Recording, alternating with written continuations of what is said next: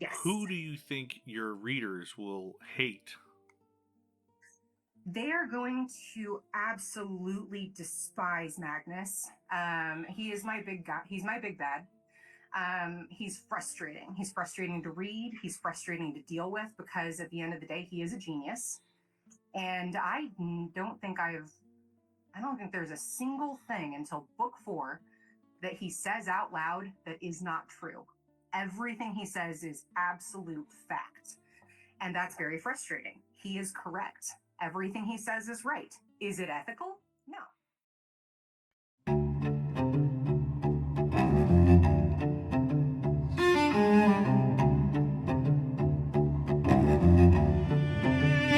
Fitz of Writing.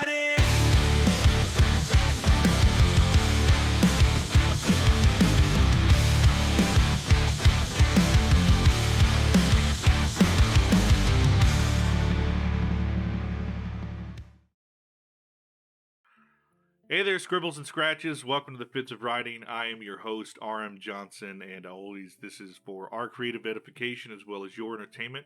If you guys like what we're doing on the show, you like our guests, be sure to like, comment, and subscribe on all of our platforms. Go to our guest things, do the same for them.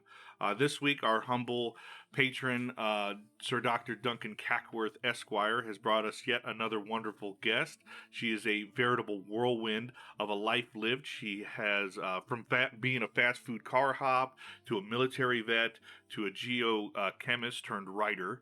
Her series, Shattered Hollows, is a speculative romp into the realm of future fiction. Welcome to the show, A.M.A. Wall. How you Thank doing? you so much for having me. Can I call you by your Christian name, or are we just going to You trade can call me initials? Megan or Megs. Okay. Yeah, that's totally fine. No problem whatsoever. I'll stick with Megs, because Perfect. you feel like a Megs. You feel like a Megs to me. Thank you. I have heard that a lot. It's been my nickname since I was little, as if there's more than one of me. And honestly, yeah, that's about right, energetically speaking. So the first thing I like to ask our guests, new guests, I haven't asked a return guest yet, but we'll see if that ever happens. Not that we don't get return guests, but we're getting through all the ones we haven't talked to yet. So we would like to know where your story begins as a writer. So my story begins as a writer when I started to read. When I was capable of learning to read books, I immediately wanted to write my own stories because I felt like, see Tom run and, Jane and Dick books were very boring for me.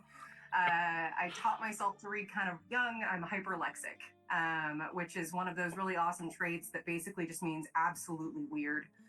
And so I've started writing specifically when my mom went out and bought me this antique typewriter that we found just at a random garage sale. Oh, that's and cool. This was back in the day when you could walk into an office supply store and they had an entire wall of like different ribbons that you could put on different typewriters. And we got a ribbon and I started writing stories about unsolved mysteries because I was in love with Robert Stack. May he rest in peace. I know, right?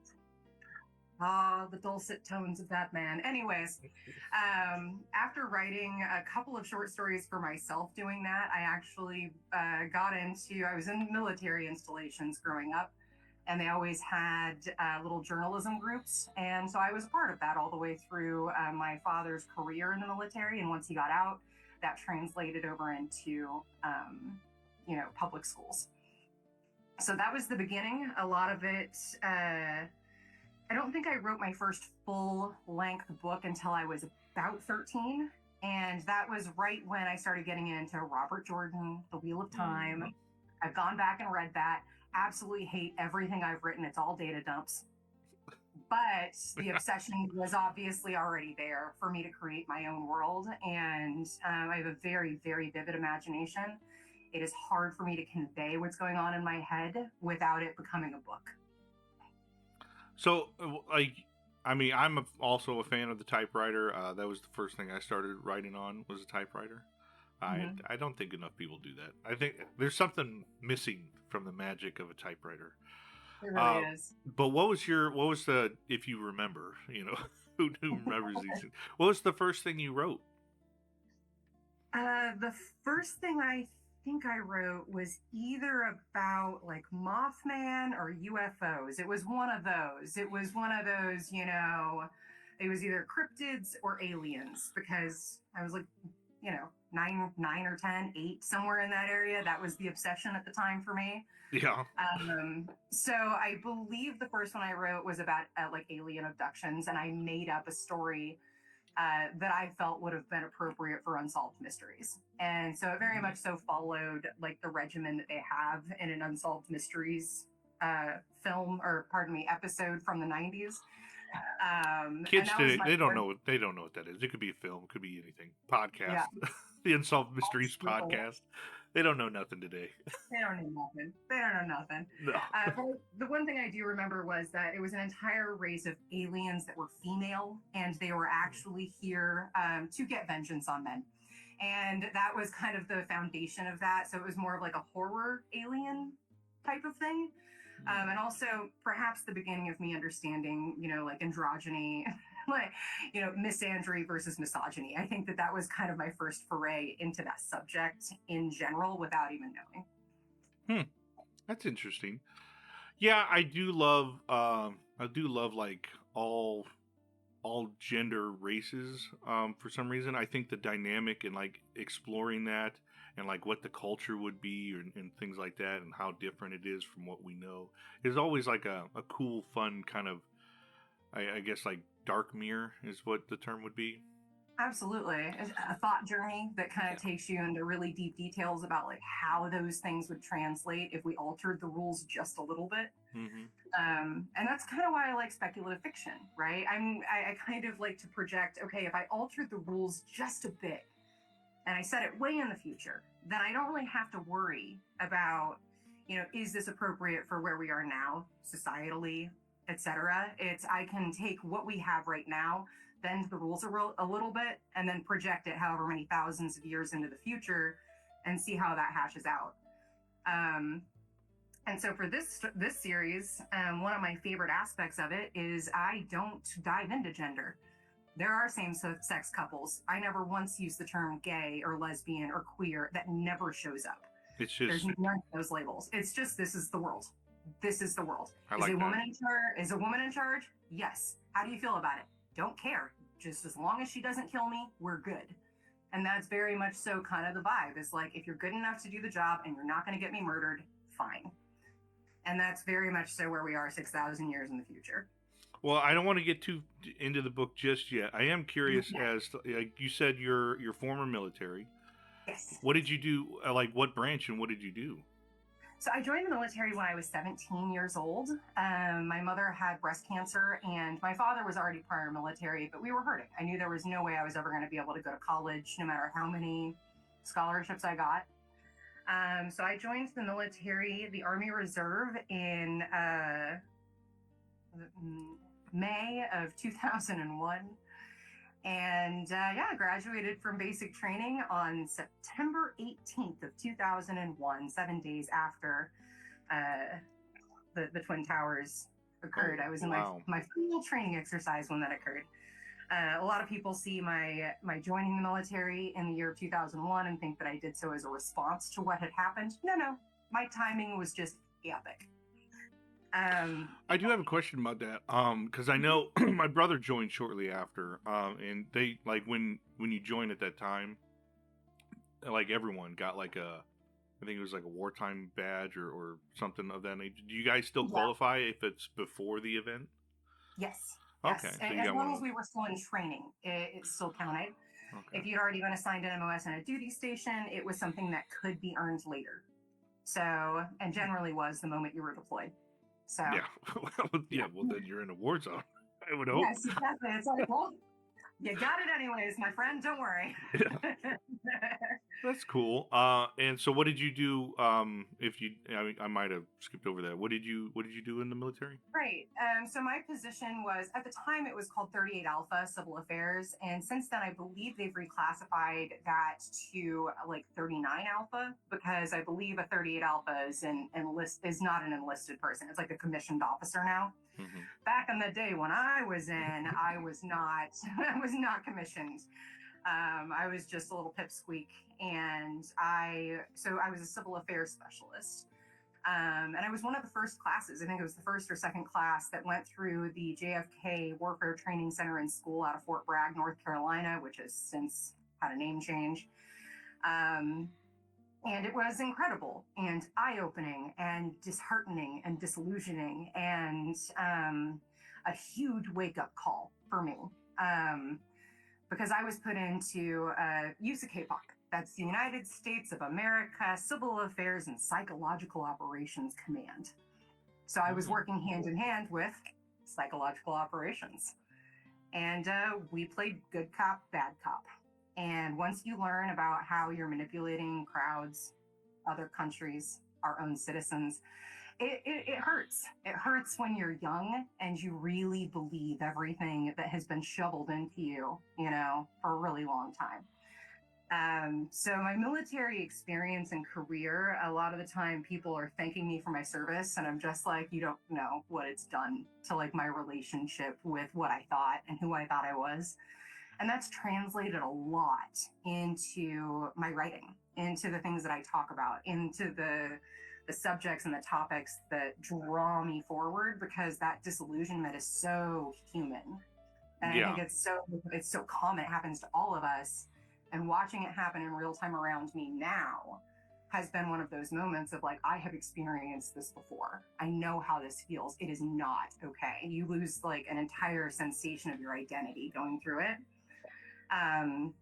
And so I almost feel like the series, as I wrote it, was in anticipation of this happening, even though there's no way. When I sat down in 2015 and first kind of had this idea pop into my head, I had no idea that any of the things from then until now would occur, kind of backing up everything I've written. Oh, so it's a little prophetic. Scarily so. There are aspects of these stories in general, that are almost so on the nose for what is happening that it looks like current commentary, which it's not at all. It was more of just, this is the structure of what happens when we have destabilization socially, governmentally, etc. When we see that destabilization, this is what I imagine it might look like if the powers that are in place right now were able to format and blueprint 6,000 years into the future what our responses would be to, alien invasion, environmental disruption, what would we do in response with the people that are in charge now? What would they do to protect us from increasing radiation levels that are killing us and melting us from the inside out? Like, what does that response look like? And then project that response 6,000 years into the future, and bam, we have exactly what I would predict: breeding programs, right? Upgrades, genetic manipulation, and definitely taking that technology and turning it into something that is a weapon that can be used in war, because that's very much so the format and the foundation that we've created now. And that will translate into the future based on the decisions that are made. So that's interesting. Like what you were saying there, as far as like the design of certain things and being put out there. Is that what led you into wanting to do geochemistry? If I'm saying that right, I don't know if that's even a word. Right. Yeah, it is. You did it perfect. Seamless, beautiful. So geochemistry is what I would like to call an accidental occupation. It's my accidental expertise, if you will. And just, can you clarify what it is? Because I am stupid. Sure. No. Nobody's ever stupid. Like, seriously, there are people that are geologists that have been in the industry for 30 years, and I talk geochemistry, and the blank flip. This is a very niche area. You're fine. So geochemistry is the analysis of things from the earth, and we look at data outputs from different kinds of machines, and it gives us an idea as to the characteristics of whatever we're looking at. So, for example, I work in environmental remediation. I also work with oil and gas. I always talk oil and gas because it's more straightforward, and I don't have to talk about like governmental restrictions, which are so on the oil and gas side of things, say that somebody is drilling a well and they're wanting to monitor how close they are to like public water supply. We can help with that, and also with the allocation of like, where is the oil they're pulling out of the earth actually coming from? Like, I can find out exactly where it came from originally, which really allows for us to kind of de-risk these types of operations to where we're avoiding the water supply. We're going directly to the exact place we need to go for that supply without upsetting the nature of the world around it. So we can use the data for all sorts of things. It tells us about where was the parent rock put down? Was it underneath a deep ocean, or was it maybe along a beach? Those are aspects that will tell us a lot about how the units, these rock units that are underneath the earth, will behave. So I was just curious about that because I always get fascinated with like people's backgrounds when they're writing and how that might influence certain things. And so I was just kind of getting a little bit of foreground knowledge for myself while talking to you because you're a very lovely person. And you seem to have had a very, diverse life you've lived. But I do want to get into your series, Shattered Hollows, and I apologize for messing that up in the intro.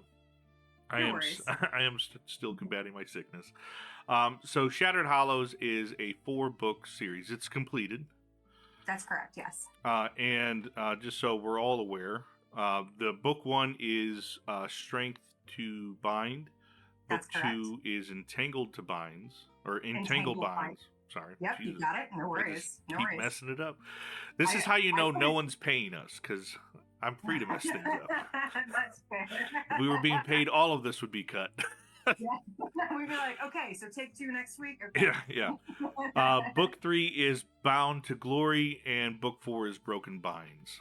Correct. Yes, those are all 4 of the books. And there is a box set that is in the works right now. The 5th book will be entitled Fully Warranted. It's named after one of the title characters. Well, one of the actually supporting characters that has an incredible backstory.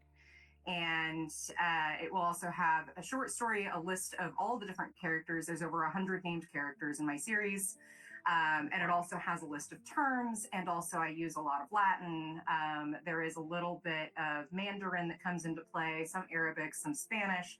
Not a lot. It's all contextually obvious what I'm saying in all of those things, but I did put the translations into the 5th companion book just for easy access. And there will be maps, artwork, stuff like that in there. That's it, man. I love when people add things to stuff. I don't think writers are doing that enough. Well, that's a lie. I think a lot of fantasy writers like really delve into it, but I think there's a place for that in science fiction and speculative fiction as well. It's like, hey, you guys have all this stuff that you use to write it. You might as well give some of that material to the reader so that they can help understand the world you're developing. Absolutely. I want to ask you the elevator pitch. I'm going to ask the elevator pitch for the series as a whole. Okay. And then I would like to kind of go through like maybe each book and just give it a greater breakdown. Nothing spoilery, but maybe characters and a little bit of plot and what you're trying to do in each book. So what's your elevator pitch for the series? So my elevator pitch for the series goes as approximately 6,000 years in the future, give or take. We have I should practice my elevator pitches more often. So 6,000 years in the future, we have characters that are discovering exactly what slavery looks like in the world that they live in, and they have the power to do something about it and are forced to make decisions about what they will do to either combat or support the existing structures around them. This is humanity 6,000 years in the future, and I have removed a whole lot of things. I have removed the idea that skin color matters to anybody because I've made it to where everybody is so genetically altered that their skin color changes based on their exposure to radiation in real time. You can be black, green, red, what have you, pretty much instantaneously as your body reacts to keep your ass alive. Like a walking dosimeter, basically. Exactly. That's why cool. would anybody give a shit what color you are? Doesn't matter. You live underground long enough, you're going to be pale. You might be a little glowy. If you're out in space, you're going to have really big luminous eyes and probably white hair so that people can actually see your ass in the dark. there's a lot of different things that I've thrown in there to where it's like, why would we care about skin color or the way that your body looks when that could literally change depending on what environment you're in? The other way I've evened out the playing field is we don't talk about sexuality. We don't talk about gender. It's nothing that anybody ever gives a shit about. We have bigger things to worry about, such as defending the planet against aliens and getting out there and winning those big contracts to make sure that humanity is still bringing in the dough. And those are the things that we're concerned with. We're not looking at, oh, who are you banging? That's no longer a problem. Now it's, are we surviving? We're surviving. We have wiped the slate clean. So I asked myself in that aspect, if I still have the powers that be, or at least a structure that looks like that, how are they going to divide us then? What is it they do then to keep us separated, altered, and under control? And this is very much so a thought journey over what that might look like, because there will always be a way that they do it. Yeah. Well, I mean, as far as there's going to be people, there's always going to be someone that's going to try to manipulate and steer them. Absolutely. And we have two big bads trying to do that in this. And I love them for it. They're wonderful villains. Very wonderful. I love me a villain that maybe they could be saved, but man, they suck. Yeah. As much as I have to reiterate this every episode, we are pro-human at the Fitz of Writing, but we also acknowledge that humans are the worst. So absolutely. Absolutely. there is no bottom to our depths of it's worseness. Kind of like looking at the way I like to put it is humanity's wonderful. We can have lemon juice, that is a wonderful thing that you can use, and you can have Bailey's Irish cream, and that's just great. But man, you put those things together, holy hand grenades. Yeah. So let's kind of break down Strength to Mind. All right, book one. Book one, like what kind of characters, who are we following, what's the general plot? I don't want to get spoilery. So I'm actually going to go ahead and talk about books 1 and 2 at the same time. Well, I love it. Let's do it. It's faster. I started by writing book 2, Entangled Vines. This is where our two main characters meet each other, and things progress from there to be wildly, wildly violent and weird. And so this is where they're introduced to one another. When I was writing the series, I had a series of flashbacks that were written in, and after a while I realized that those flashbacks were so good to my mind that they warranted further exploration. Strength to Bind is those series of flashbacks put in order as they occur by character throughout and build the plot all the way through. This is background. However, it's written well enough that it's a standalone book, and for the most part it can either be book 1 or it can be the prologue. I don't care. It doesn't matter to me personally. So I've had people read books 2, 3, and 4, and then book 1. They didn't have any problems with it. Personally, I think 1 through 4 is highly appropriate. Book 1 is written very differently. The rest of the books are a seamless, consistent timeline all the way throughout. Book 1 is jumping through timelines as our characters grow up, and our characters take about 100 years to reach full maturity. And who are we following? So in the first book, our two main characters are Thora, and she is an illegal output of the breeding programs within the tribes. I've broken down the society into about 3 different groups. There's also there's a bunch of other disparate groups that are much smaller and less powerful, as per usual, as you would normally expect. And so we have the tribes, and that is where we have Thora. Thora is legally created. She is not supposed to be born. Women are not wanted when it comes to the breeding programs. And the reason being is if you have a loose female out there making as many babies as she wants, well, you no longer have any control over those programs, right? Yeah. And we've also determined that the only way for children with incredible powers to be created through these programs is through mitochondrial DNA. That's just an aspect that I worked in there to make women scary as hell in the future. When it comes to these programs alone, that's the only way that there's real misogyny or misandry in here, is based on the breeding programs. Everybody sees it as diabolically bad. So that is Thora's backstory. We have her being kind of born illegally. She's claimed by her father, whose DNA was stolen from him in order to create her. He finds out about it and is like, not on my watch, ho. and has her hidden up in one of the other governmental kind of entities that I have that are called the nomads. And they are a fully functioning society. They are nomadic because of radiation. So they're consistently moving based on how radiation is moving across the surface of the earth because they want to be on the surface. Yeah. That's their choice. And then we also have our third entity, the most powerful one. They're kind of like the Amazon of this entire grouping. And that would be SAB. SAB stands for Systems Analyst Bridge. It's a corporation that is also a government, that is a meritocracy that was created during what is called the Shining Wars, a very long period of alien warfare where Earth was being attacked. Now, in SAB, we have our other title character, that's Arik Erling, and he is legally created. He is probably one of the, if not the most powerful of all of the different analysts that are in this corporation, but he is incredibly well controlled by the people around him and very pissed off about it. And my entire goal through book one is to introduce how two people face slavery, what it looks like for them in different societies, and what happens when we start angling them towards one another, when they only know that the other one exists. And that's it. That's kind of the beginning of everything. They don't even meet. This is where they meet. So it's a bit of a journey to get to that meeting. Absolutely. Absolutely. And, you know, a lot of the women that I speak to will not read my books. They're just like, I only read romance. There's obviously romance in here. My two title characters are male, female. They're both experiencing a lot of the same things. I have set them up in such a way that they will be able to understand each other in a way that nobody else can for them. We also have kind of a third character that is a main character. Her name is Amani, and she is the daughter of somebody real evil. So is Arik. So we had to have the children of the evil guys out there going out there and running amok. Well, evil's got to do evil. You know, that's what they say. Right. Yeah.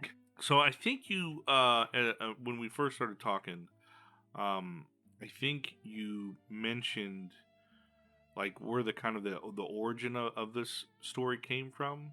Yes. Can you just reiterate that one more time? Because I think it just kind of escaped me. No worries. So the actual origin of this story is... I haven't actually told you the direct story of how this came to life. My friend group knows me really well, and they know what I do not like about books and what I do like about books. And in 2015, I was just kind of bored. I don't know what the hell was going on with me, but I was not feeling it. I needed something to chew on, and it needed to be something that I was out of control of. So I went to my friend group and I said, I'd like to write a short story. I'd like for you to give me some prompts for setting characters and, you know, something to include that would be difficult. Mm-hmm. And my friends came through.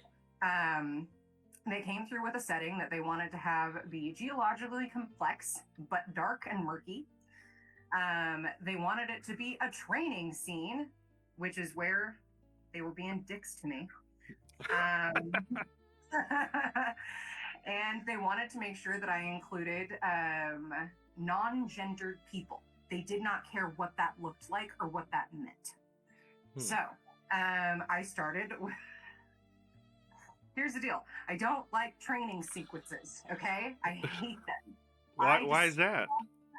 So basically, I think that it started with not Game of Thrones, The Wheel of Time, when they went through all the different training and using and da-da-da, ice to die and blah, blah, blah. Shut up, all right? You already know how to do it. I figured it out the first time. Shut up. Yeah. And so I think that is an aspect for me. I have read books that will go through the training aspect. Like Starship Troopers gets away with it because it's timeline, right? But it's also one of those, once he's done it, I really don't want to see it anymore because now we're just rehashing it. Well, in your defense there, I think Starship Troopers, a good key piece of advice, if you're going to do a training sequence, if like you're out there trying to, Starship Troopers is a great example because it's not just about training, it's about world development. And in that training, you see like, oh, this is how they train people. This is how they think. This is how the world operates. That serves more than just the purpose of giving information to the reader in regards to like why they're good Mhm. at what they do. It's like, no, yeah, Absolutely. defines people. So that's a good Exactly. way to do it. Yes, and that is where the inspiration ended up coming from when it came to how do I write these training sequences that I asked for. Okay, I asked for this challenge, and so I immediately went back to the only ones that I really really liked, and it was obviously Starship Troopers, the book, not the movie, obviously. Um, which, by the way, I'm not knocking the movie at all. Actually, I really really like it as long as I don't think of it as the book. The first one, Yes. I can't tolerate the follow-ups. The No, first I one have. was already like a B film budget, and then like the the ones that followed are just like C and Yes, and the D. first one got away with it because it was kitschy and I liked it, and it was just it was because I knew immediately that they were off script. So I was like, you know what, fine, I'm just going to accept this for what it is. So that for me is just it's a personal thing. This is not a blanket judgment on all books with training scenes. Obviously, I still read them and I'll push through them, but it's just not my favorite to rate. And that was where the real challenge came in for me. And then it went so well that, first of all, thank you, Heinlein. And second of all, I really enjoyed doing it. I could see myself writing more training scenes in the future, knowing how to better integrate actual world building and plot development while training is actually occurring, and pulling all of those elements together. So I'm really glad my friends did that. I think that's probably a good piece of advice regarding anything that we as writers like kind of dislike in other Mm-hmm. people's writing. I think it's not so much the thing. I think it's the execution of the thing that It needs to be is. examined. Yeah. Yeah, absolutely. And it's also understanding, and I think, from my perspective, I didn't start actually thinking about putting my books out for the world to read until I got into my late 30s, early 40s. I had to lose a bunch of, sorry, Sean, I had to let my go, because it was a consistent battle for me of, but will people like it? And then I had to finally have that wake up moment where it's like, I'm writing it anyways, whether Yeah. people like it or not, it is getting written. And I like it. And I read tons of books. I read tons of books all the time, stuff that I would never write. And I still enjoy the stuff that I would never write. So as far as I'm concerned, let it go. Throw it out there. It's fine. Yeah, I mean that's the appropriate response. I do think like we should always be trying to better ourselves, but like I don't think we should lean on our audience as much as I feel like we do to Mm-hmm. gauge whether or not we're. I feel like if you're a good enough writer, you know where your strengths are, you know where your weaknesses are. You Yes, don't, exactly. yeah, you don't have to wait until a bunch of like 200, 300 people tell you like, hey, you're not very good at dialogue. Like I think you kind of get a Yeah. sense where you're weak at, and you should always be striving to do that, and it shouldn't stop you Mm-hmm. from producing, because it's hard to finish a book. Yeah, absolutely. People don't get that. It's it's one of the hardest things in the world to do. It's hard to finish a story. It's hard to finish writing, just from Mm-hmm. point A to point B. Sometimes it's hard to finish a chapter. Absolutely. Absolutely. There have been times where I think chapter like 40 something in book 3, or chapter 20 something, there was a chapter in book 3. I didn't write it until I didn't finish that thing until I think the day I sent it to be published. And it was everything else worked, and I'm not even going to lie to you, and I am a scientist, so when I say this, I mean that my brain did work while I was asleep. It came to me in a dream as to how to fix it and finish it at the last minute. That was my Hail Mary pass. I've never had that happen before because it was very past due. It was very past due when I finally got it over. I wish mine would come in dreams. Mine come after I lay down and then I'm staring at the wall for like an hour, 2 hours, and I go, okay, I got to get up and write so that I can go Yep. to bed because this thought will not escape me until I put it on something. Yeah, I hate that. I wish it would just enter my brain while I'm unconscious. I really wonder. I'm just like, can this please happen again? That was amazing. It's never happened before. It has not happened since, and I have done a ton of writing since then. I do have. So is this self-published or are you using a hybrid publisher? This is self-pub right now. I'm open to working with publishers that will just respect the fact that I'm probably not going to change a lot of my work. And I think that's a really tall order for a lot of them. But I don't think so. I mean, I don't think a lot of Yeah. publishers go out of their way to require you to make changes to your source material. Yeah. Um, I think at the end of the day, the thing that really holds me back is the effort to get the attention of a traditional publisher. that That's is a lot very of true. effort. It's a lot of work. It can cost money to do it, and it also Mhm. costs time. And so at the end of the day, I think that if I have more books out, then I will consider, really pushing time into that effort. But I don't think at this stage, when I only have, 4.5 books out there, that it's the right time for me to pursue that. I'm going to Oh, yeah. have to prove myself to a traditional publisher. And also with what AI is doing right now, I don't even know what's going to happen to traditional publishers, sometime next year. Um, I agree. I so, think there does need yeah, to be some kind of shift in response from traditional publishers. definitely. So we'll just kind of recap book one, we were introduced to our characters. We're given their background kind of in these timeline jumps throughout. Mhm. Three main characters really that are rotating. That's Thora, later named Nightingale, Arik, and Amani. Now, Entangled Minds is where we have our characters actually coming together and learning about each other and overcoming, honestly, a lot of suspicion towards each other, and a lot of not really well aligned ideas on how things should be handled. So that's kind of what you're up against here, is like people trying to figure out what the hell they're going to do moving forward and how they can work together. Bound to Glory is where we are out of time and it doesn't matter anymore. There is no planning. There is no aspect of this that has control. Now we're just reacting, and that's as good as it's going to get. And this is where we have multiple confrontation in Bound to Glory. We have a lot of different aspects where all of humanity is being drawn towards a civil war. We can't have it because we have multiple planets out there that depend on the stability of the home system and on Earth.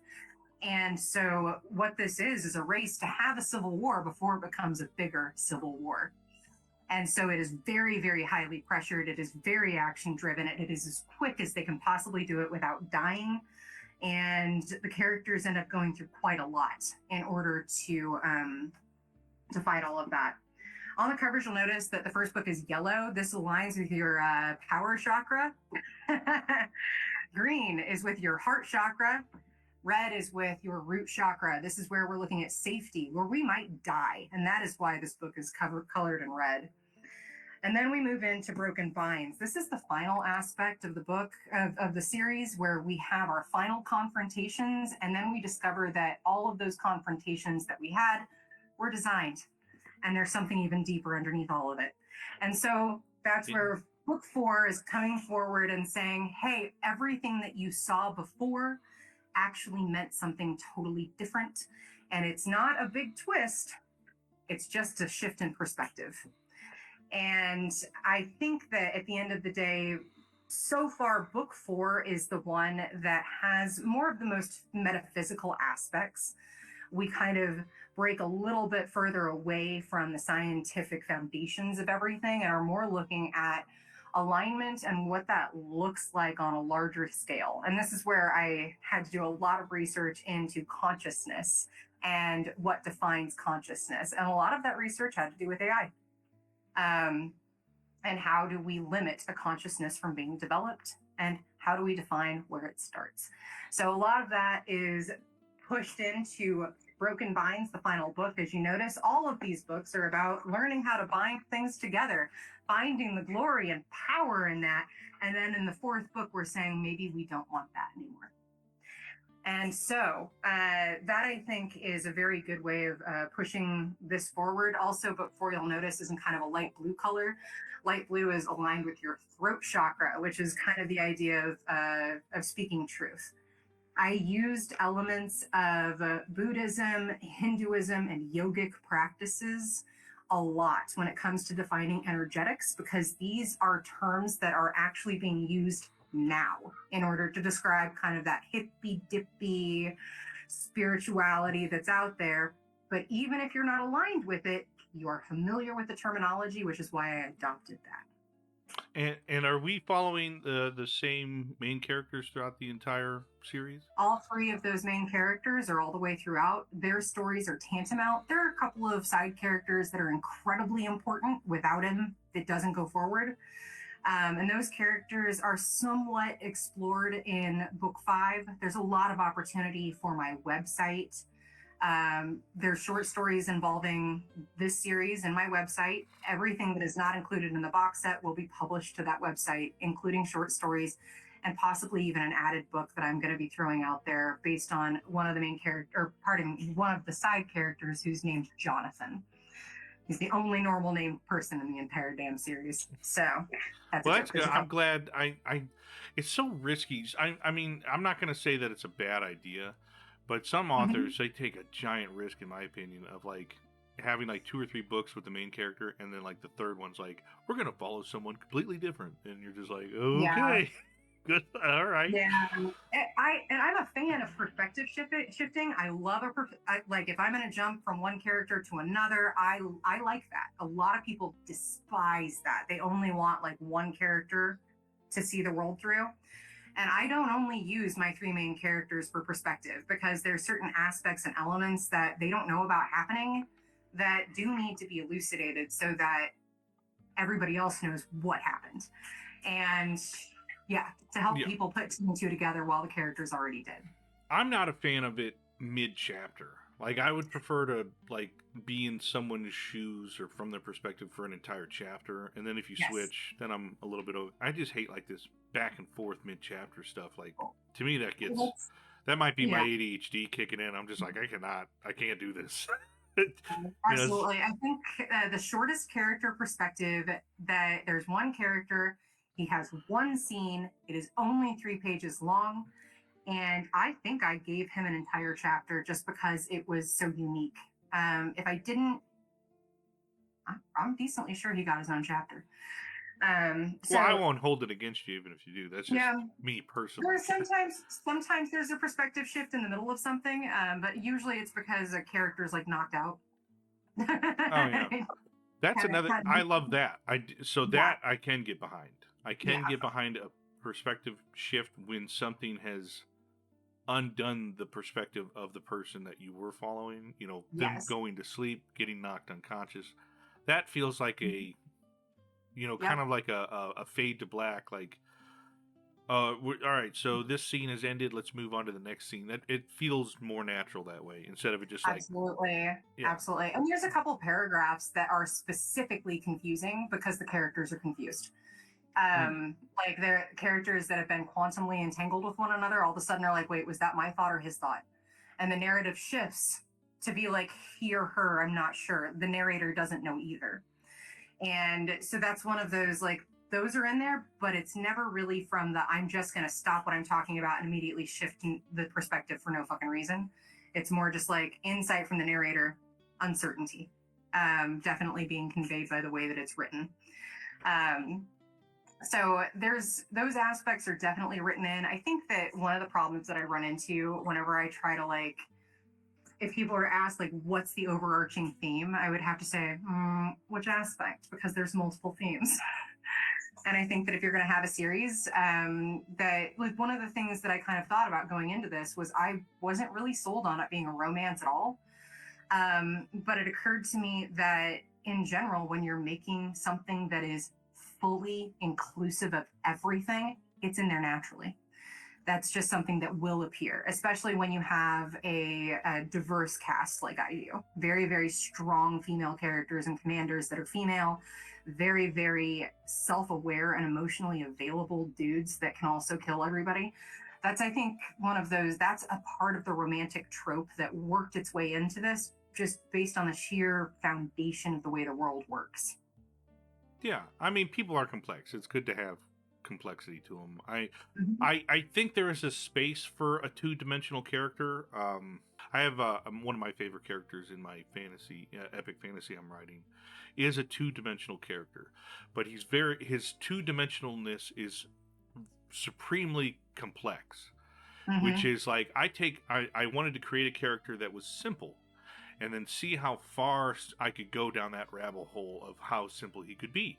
and Yeah. it makes him very complex because he's almost inspiring because Yeah. he doesn't deal with the things that we deal with, like the complexity of thought of like, oh, um, do I kill this person? Mm-hmm. Um, What are the ethical and moral repercussions? It's more yeah, just black and white. yeah, Should I? and for Shouldn't I? him, it's a simple equation. It's like he did a thing that I don't agree with. He should Mm-hmm. go, you Yeah. know. And he's like the only character that he's a character that's basically introduced. I Mm-hmm. guess it's misandry into my world, where he's like he has multiple wives, but in his like, Okay, yeah. but Yeah, I he don't know if that's that. You know what's funny is misandry and misogyny. I think are the exact same thing. But continue. Sorry. yeah. So he has multiple wives. He Mm-hmm. only has a sexual relationship with three of them. Mm-hmm. Yeah, he has a sexual relationship with three of them. One he married because she she cannot have a same she is gay, but Oh, she okay. Mm-hmm. can't, she's in a state of royalty and she can't have a same sex, Marriage. wife Yeah. in order to Mm-hmm. do that. So he became her, essentially he became a king so that she could rule and be a Mm-hmm. queen, and he's just wandering the world. So he's her Lavender King. Yeah, I love that. yeah. So Yeah. she Okay. she she gets to rule everything, and she can have whatever relationship she wants with whoever. But he basically filled that role so that she could continue to do the thing that she wanted to do, and then he's just wandering. So, but he's technically married to her, Yeah. and they're good. Yeah, and they're good friends. I love this whole thing because he's considered. People don't know who he is of the Mm-hmm. kingdom that he is technically the king of, but they know that he exists and they call him the Wandering King. And so he's just Love out that. here being royalty. No one knows about it. And Well, then we got to like, get to Michael Evan for sure. Yeah.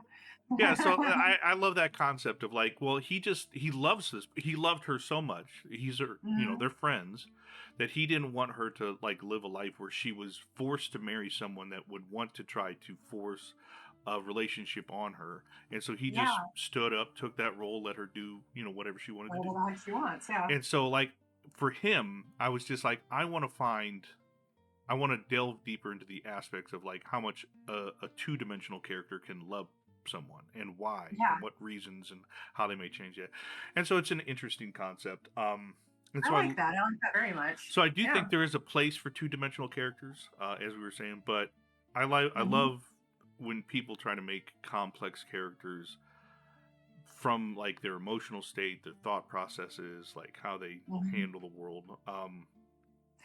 Absolutely. I I think the one of the fan favorites that we never touched on in my books, her name is Janine, and she's kind of my comic relief in a lot of ways. She's very, very aggressive and deadly and very, very funny. Um, I really enjoy writing her. And at the end of the day, she started out as kind of my two-dimensional character that honestly, she was saved. She was saved by my editors. I was going to kill her. And she died. She died in book 3. And I mean, there's several people that die in book 3. And there was an actual mutiny on my editing team. And they were like, absolutely not. I won't read any more. Fix it. Oh wow. And it was one of those moments for me where a couple of people just pointed out to me, and this is why I keep the people that I do around me, because honestly they were right. um, they pointed out that there's an aspect to this character that is so resistant to the idea that of everything that the other characters are kind of embracing, that seeing her find her own reasons for doing what she's doing is both hilarious because of the way she reacts to it, and also very much so illustrative of the fact that without those types of changes, she was going to kill herself, essentially, like a kind of a suicide by cop kind of moment. And so I think that at the end of the day, the editors saw what I had been doing with the rest of my characters, which is we all have an opportunity for change, but what motivates us to do that, right? And so for her, they were like, but she could do it, and she's one of those people you want to see what that looks like. And they were right. They were absolutely right. Because when I sat down and I actually allowed myself to examine what that would look like, holy shit, very funny, first of all. I'm very pleased, very thrilled with her reaction to how everything went. And then moving her into book 4 and just kind of seeing how her identity and her relationship with the way she feels about herself changes. Um, it really was a nice moment for me where I was like, okay, like this is something where I need to have that kind of insight and feedback because man, I was getting close to a Rogue One, man. I was gonna kill everybody. Oh, Jesus. I was close. And then that's why book 4 was fully rewritten in 6 weeks because it was depressing. And I realized that at the end of the day, science fiction is depressing. This isn't science fiction. This is speculative fiction. Well, I think that's important. An important lesson is to have a team of people that you trust their opinions on. I feel like Yes. some writers, they get so like trenched, like dig their heels into the dirt, and it's like, you guys don't know my style or whatever. And it's like, well, you need Yeah. to just listen a little bit, and you don't have to do what everyone suggests, but take it in as information and Yeah. like evaluate it for yourself and be like, is there like, what would a change look like? How do you think that would affect your story? Don't just bat Okay. it away because someone suggested something. um we were talking about like what you feel like is elements in a speculative story that, like, when you're wanting to write speculative, these are things that you have to feel like you're hitting in that. I am curious as to, of the 4 books you've written, Mm-hmm. and you're working on number 5, which character have you written is your favorite and why? Oh, that's tough. Well, Oh, I've got a that's tough. tougher one to follow up with, but So, all right. So my favorite character to write in general is a character called the Warrant. They are a completely androgynous being, no gender, no background of genderism or any kind of preference, right? mhm. I love to write them. They're snarky. They're always pissed off about something or another and frustrated. And they know basically everything that's happening. And they're like, no, it's more amusing to watch you. And I love that kind of element. And it's almost like an omniscient element, but also one that is absolutely signed up for every aspect of fuckery they can possibly bring in, but with control. And so I really like writing that character because they're so restricted personality wise, and yet do some very off the wall shit. So it's really fun because I don't actually know what that character will do in general, and I like that mystery. So, Other do you characters, consider yourself a plotter or a pantser, as their term is neither. used? Oh, you're kind of a hybrid. You're in the middle there. I'm a hybrid, yeah. There are scenes that I know I have to write in, or I will be disappointed with the overall everything. So I consider those like plot points to work towards. So I think the way I like to do it is more just like, these are the general plots. This is probably the general order that they'll go in. Let me see how I can get there. And so what I'll do is kind of write from point A to point B to point C to point D. And what happens in between, whatever feels right, whatever fits. And it's all up for grabs in the middle of all of that. And I definitely always, my last plot point gets rewritten almost entirely to fit the entire narrative. And that's, I think, what I mostly do. I am, again, hyperlexic. This is not like a cool thing. I have to write, and not all of what I write is good. Like a significant portion of what I write is just thought journeys and utter trash.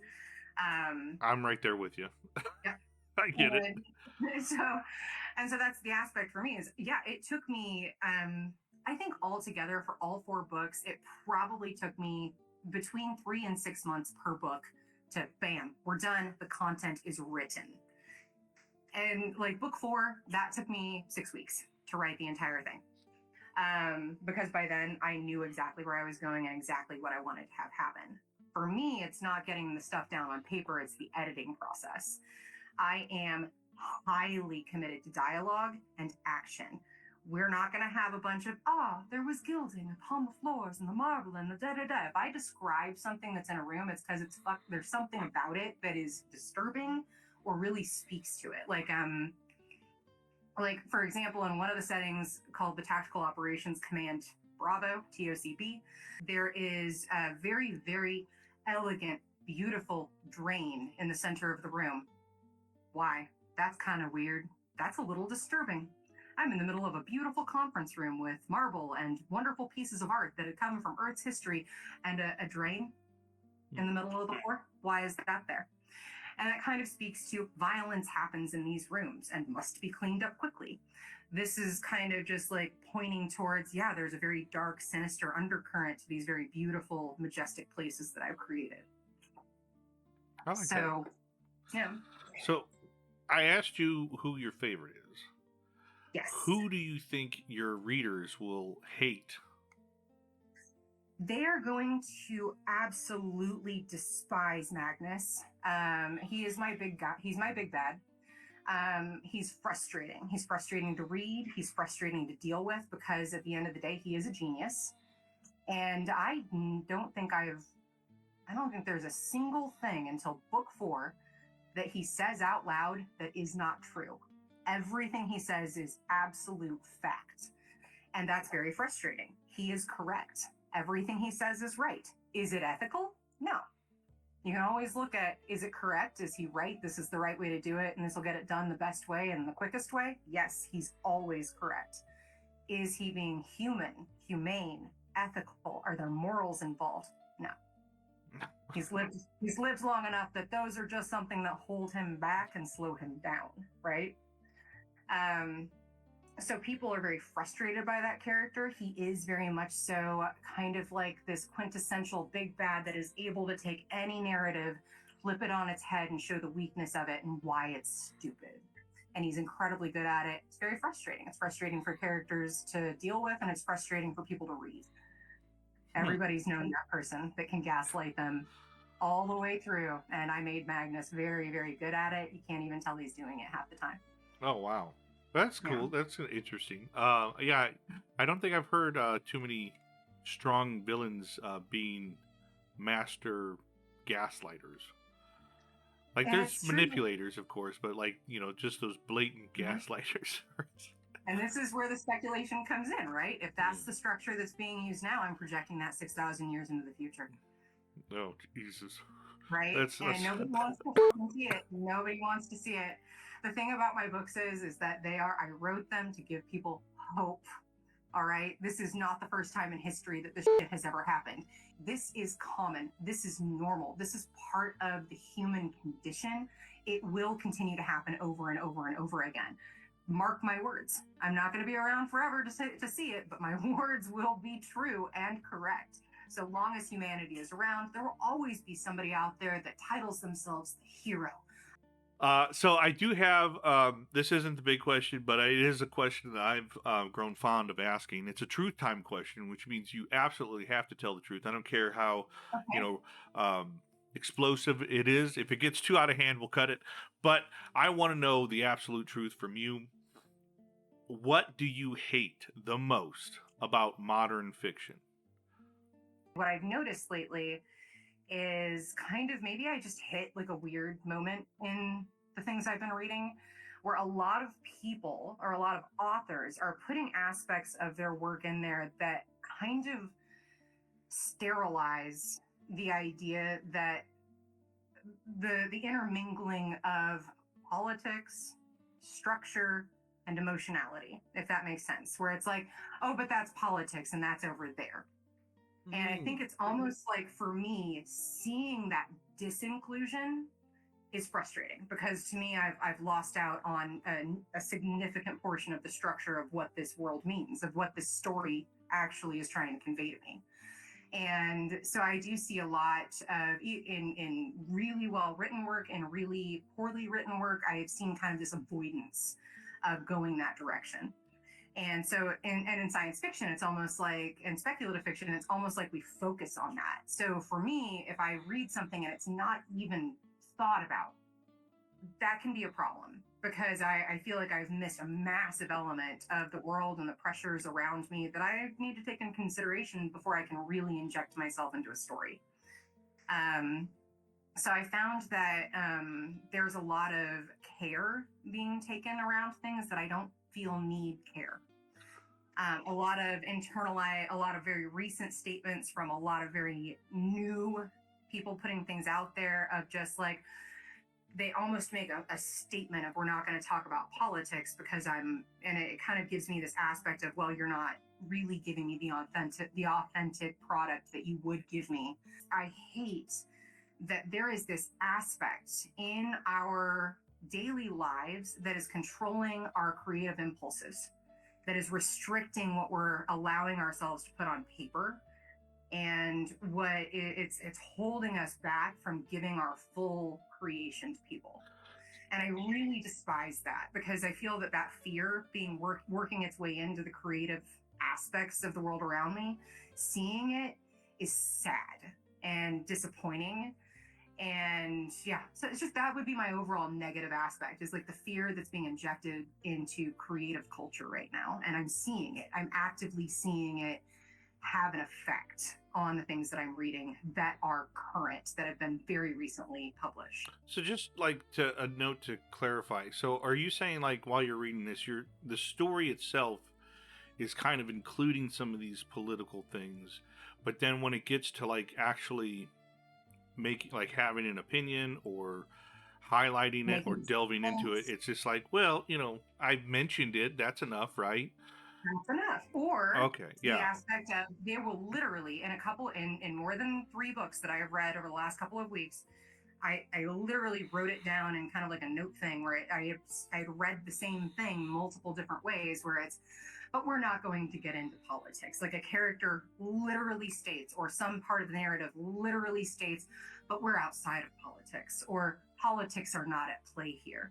And it's like, that's not even realistic. well, why even bring it up? Why even make the statement, right? Unless you're afraid. Yeah. To me, that says you're afraid. There's something in there that makes you want to put that statement in. And the other aspect of it is that's insane. That's absolutely insane. I don't think I have ever read a good book that is well structured, that does not have some kind of a political structure inside of it. So you're not the first guest I've had who also has autism and ADHD. My daughter has the same diagnosis, and I do like to ask people that have those, that, like, where do you find it aids in your writing, or like, is there any added difficulties because of it? It informs my writing. I don't think that it aids or restricts it, really. In certain ways, it can kind of aid me, as in, I don't think in general, I don't know. I'd have to ask my friend group of I don't think in general. That's gonna be the name of this show. Yes, generally speaking. Yeah. I play Skyrim, and my character on there is named Theoretically Speaking, because I think it's hysterical every time I get a message from a Jarl. It says, theoretically speaking, Jarl, blah, blah, blah, would like to see you. That's good. That's good. Yeah. What were we talking about? So generally speaking, when it comes to like ADHD and autism, we all have the ability for hyperfocus.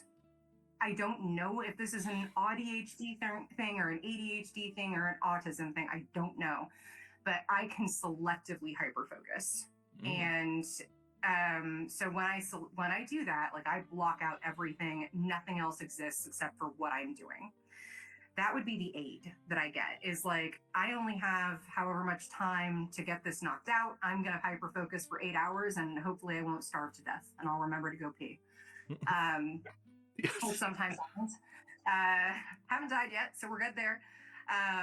And so that for me is the aid there. The negative aspect of it is definitely, I cannot drive always the focus of like what my brain wants to chew on the most. So if I say I'm going to give myself 8 hours to write, and oh, by the way, I want it to be about this specifically, that's where I run into problems. I can't always say, okay, I'm going to sit down, I'm going to knock out, rewriting the short story with the warrant. Sometimes I sit down and, oh, damn it, now I just have to write the story that I came up with about a guy that is discovered running around in the jungle, and he has no personality, and we have to help him develop one. So it's just one of those things where it's like, if something pops into my head and I cannot let it go, I have to. It's gonna have to go on paper first, and it does not matter if things are due in 3 hours. It does not matter if somebody is literally sitting in front of me waiting. That is one of those, if I can't purge it, we're going to be in a world of hurt when I try to go for the rest of it. So that, I think, is the negative. Yeah, I similarly struggle with the, like, not being able to let go of something. And that generally comes while I'm writing. And it's something needs to be fixed. And I'm like, oh, shit, now I'm editing. And it's just like, well, I guess, yeah, I mean, I've been stuck on a sentence. Like, I know, like, it sounds so stupid, but, like, I feel like a lot of writers can just get it out. And then they're like, okay, well, that I know that sentence isn't working, but I know I need to write all this other stuff. God, I cannot do that. It's just like, I know this sentence is shit, and by God, we're going to get it to what I'm satisfied with before we write another sentence. Yes, there are definitely sentences that I get hung up on that are like that, especially if it just has like an emotional pressure behind it and it has to hit correctly. It's like, if I don't stab you directly between these ribs, I have failed. And that'll definitely hang me up. The aspects for me of like just getting it down on paper, I am so much better about that since I have stopped limiting when I'm allowed to write. It used to be, well, I'm allowed to write on Thursday nights and Saturdays. No, now it's, I'm going to write or I am going to get weirder than I already am. And so that's where we're at now, is like, if this computer will unplug, will travel, I will write wherever I am in order to get kind of that excessive pressure off of myself so that I can have cohesive thoughts. I can have, a fully formed idea that makes it from point A to point B when I'm not pulled off by my own mind. Well, this has been lovely. I feel like we're kind of winding down. We saved room for if you want to come back onto the show and talk about your next one. I think you said it was you're having something release late summer. That's right. So midsummer, I've got my box release coming out. It is all 4 of these books that will be in a box set. They will be hardbound. Ooh. And there will be a 5th book in there that will have artwork, and there's a map in there that I'm going around and around with somebody about right now because I'm a geologist, so I'm insane.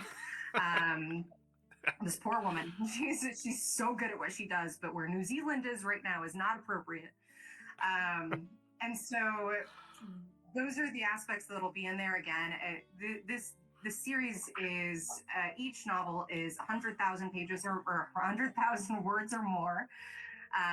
The 5th book is going to have a series of short stories in it. It will be a long book. It'll have a list of all of the characters, and it will have a list of some of the tech, and also a list of some of the phrases and foreign language statements that might be in there.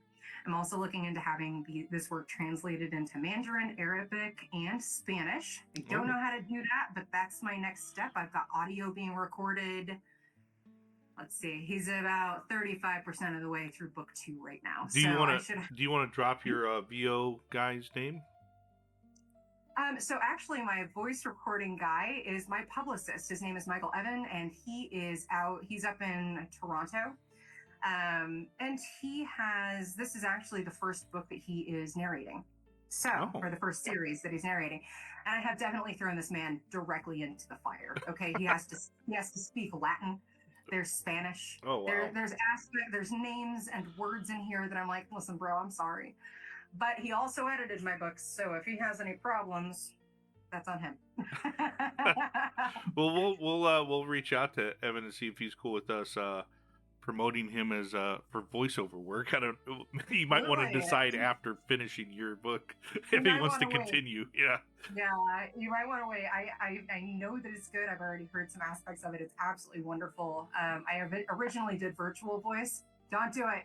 It was hilariously bad.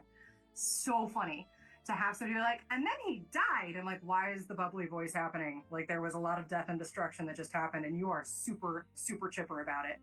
So, at any rate, if you want to purchase these books, the actual hard copies are only available through Amazon right now. They've just been put up on Ingram Sparks for widespread distribution. The audio will be available. All four of them will drop at the same time. So, the entire series will be available probably the way he's paced right now. I would say the end of May, beginning of June is when those will all drop on Audible. And then I will also go out to some other sites that will be available through Audible. So the digital copies are available on shatteredhollows.com. That's my website. Hard copies and added copies through amazon.com right now, again, going for widespread distribution towards the third quarter of this year. All right. Well, yeah, everyone check that stuff out. Please support her. Get the books, check them out, leave comments, reviews, things like that. All that stuff helps in the marketing. I would just want to kindly remind everyone about the incredible contests we have going on throughout the entirety of the season. Submit, and the winners will receive copy, line, and proof editing from best-selling editor Kimberly Huther, our friend of the channel, and it's 30,000 words, or half the book, whichever one comes first. So keep that stuff in mind. Submission details, links below, all that stuff. Participate in the Telletales. Check out our authors' Telletales. Let them know what you think of theirs. Write your own story, whatever. All the good stuff. Again, I just want to remind everyone, if you guys like what we do on this channel, you want to support our guests, you want to support us, hopefully, strike the like and semper scribe. I think we'll fade to black.